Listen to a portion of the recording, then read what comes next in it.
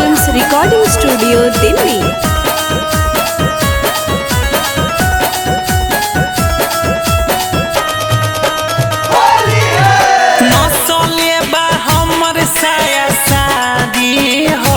लेके मोट पिचकारी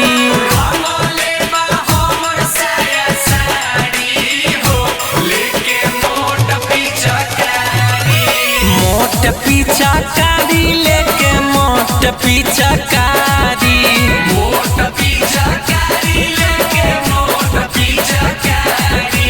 देव दे कोइले बाबरियारी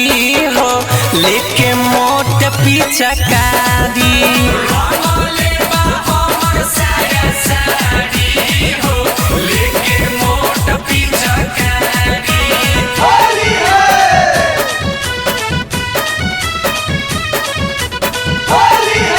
म्यूजिक बाय मंटू मनीष।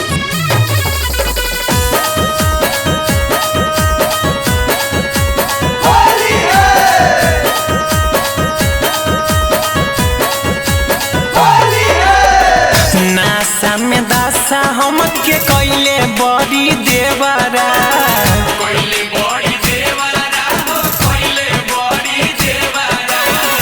होलिया में पी के पूरा भइल बाटे बेवरा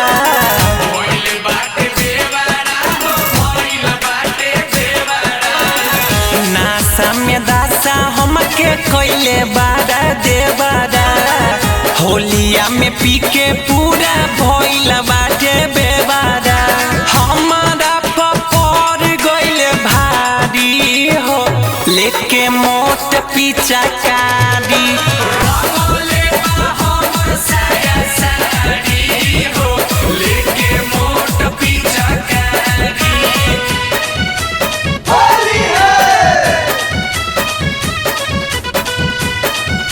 म्यूजिक बाय मंटू मनीष।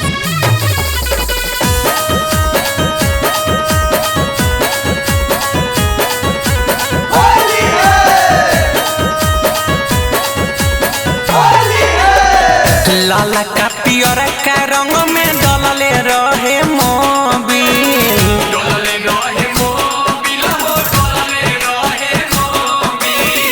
मन भर रंगले हमर लहंगा के मोती झील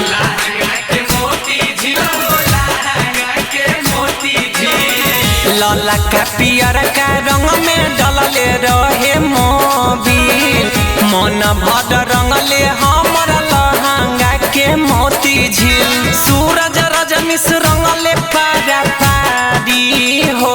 लेके मोट पिचकारी